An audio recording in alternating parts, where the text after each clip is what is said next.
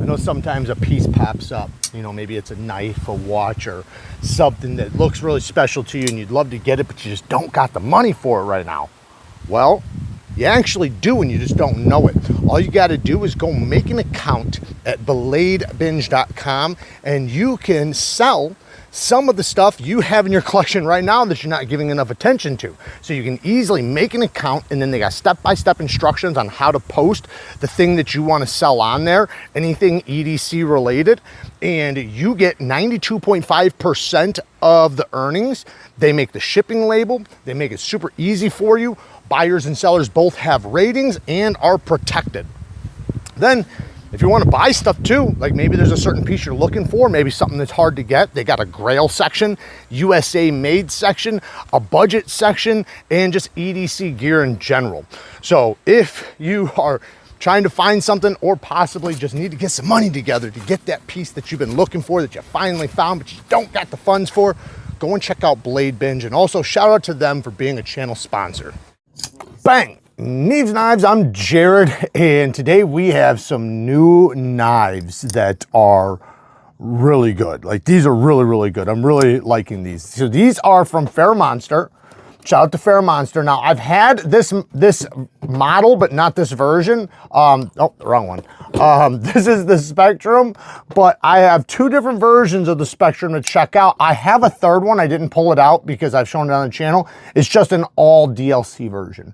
The all DLC version, I'll be honest, is really cool. And it has the same DLC like this, where it's almost like a polished DLC, but the Spectrum is a awesome model. Obviously, it's a simple design, right? It's similar to, like, you know, the bug out and stuff like that. Similar size too. Nice and slicey though. Nice thin geometry.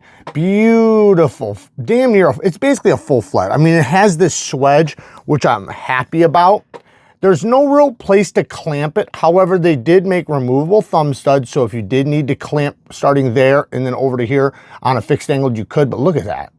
It has, you know, a nice shine to that very fine satin. Then we have the copper carbon fiber. I love copper carbon fiber.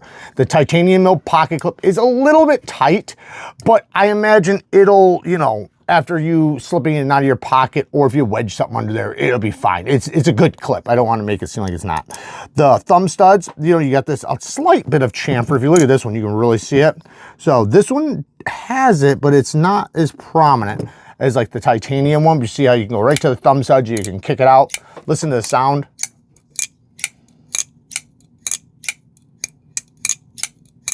This one.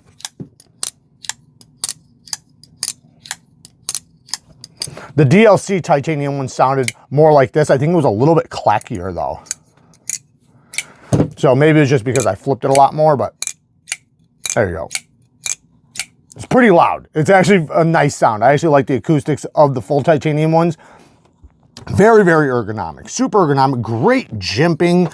Nice micro milling. TA hardware all the way around. Reversible clip, because this is an ambidextrous knife. Hand set and finish on this one.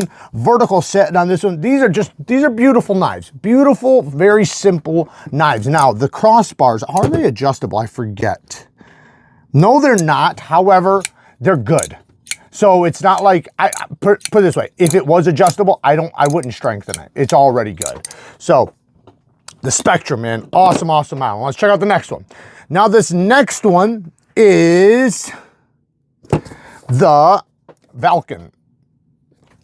The VALKEN. So we have the VALKEN with a somewhat of a poon action right there, a little bit of harpoon, but it's a clip point.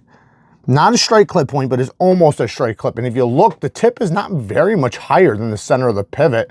So this would be an easy one to use for utility cuts, or to cut down on a flat surface, or you got a nice straight edge there for slicing. It is a titanium frame lock, nice milled titanium pocket clip. It does not land directly on the corner right here. I typically like to see these corners just knocked down, the edges, just put a chamfer on them, that it makes things flow over it. These are not sharp though.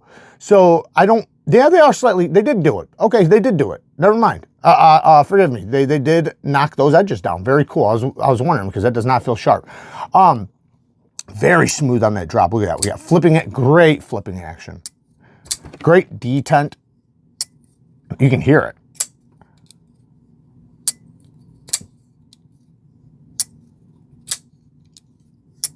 Thumb studs are placed really nice, nice chamfer around the edge. You've seen the blade steel on the box, M390, just like the Spectrum. Great steel, great stain resistance, great edge retention as long as, you know, the heat treatment's done well. And, you know, it's got plenty of toughness for a pocket knife. Geometry is where you want to get that from anyway. So we do have a titanium backspacer, TA hardware all the way around. Yep, even on the clip. The pocket clip is not reversible though. Good access to the lock bar.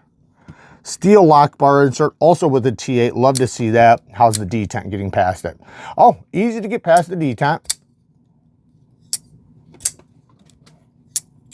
And yeah, very, very comfortable in the hand. The inlay work, as good as you can get. That's actually surprising because FERRAMONSTER's a fairly new company.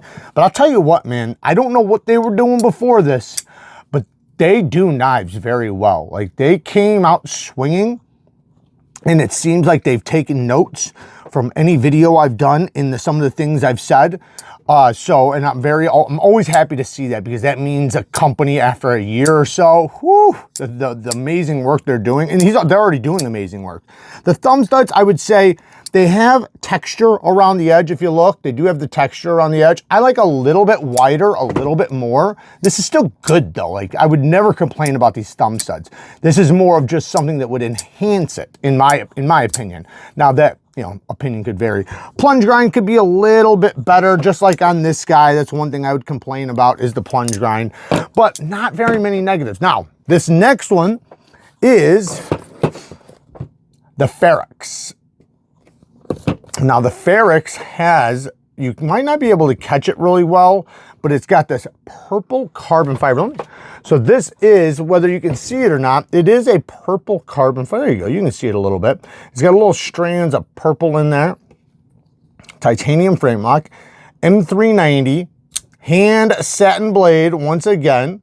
Beautiful blade. Love that swedge right there. Somewhat of a straight clip. Now, this is more of a drop point because it's not straight. This is actually a little bit of a taper. So it's a beautiful drop point blade.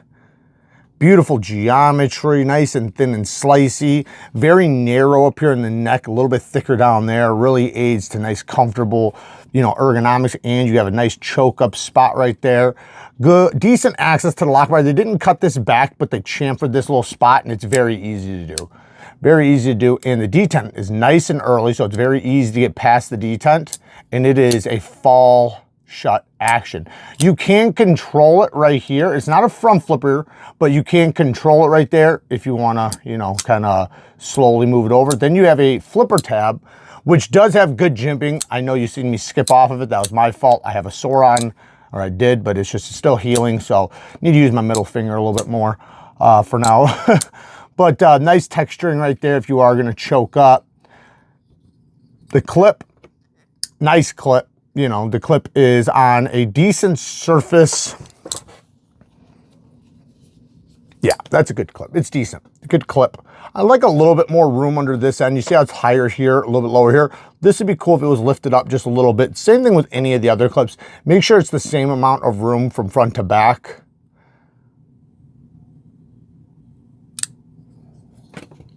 Nice lockup, rock solid bank vault lockup.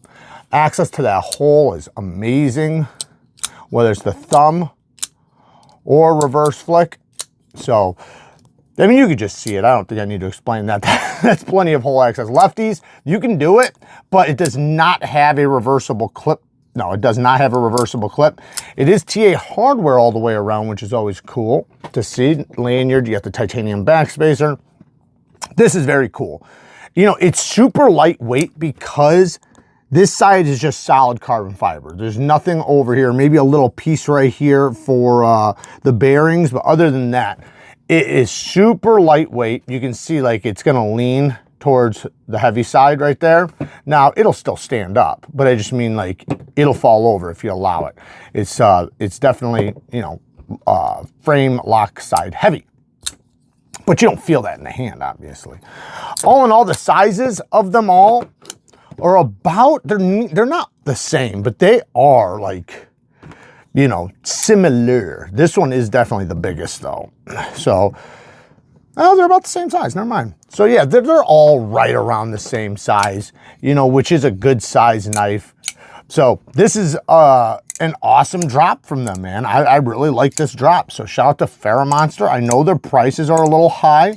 I know I've complained about that, you know, but, you know, if they continue to do absolute badass work, you know, I understand why they might ask for, you know, a higher price if you're coming in swinging already. Maybe some companies off the bat, you know, I don't want to speak for any other companies, but, you know, maybe some of them are not doing as good a work, you know, right off the bat. So maybe they charge a little bit less, or maybe they're unsure of themselves. These guys might be a little bit sure of themselves. But like I always say, when you first come out, granted, I'm not saying you need to take a loss or anything like that. I just mean it's difficult to request the prices of a company that's been out here and already proven themselves. And when I say proven themselves, I mean people know what they're getting from the company. They know the reliability, they've tested their warranty, they know all these things about them, so they're confident with them.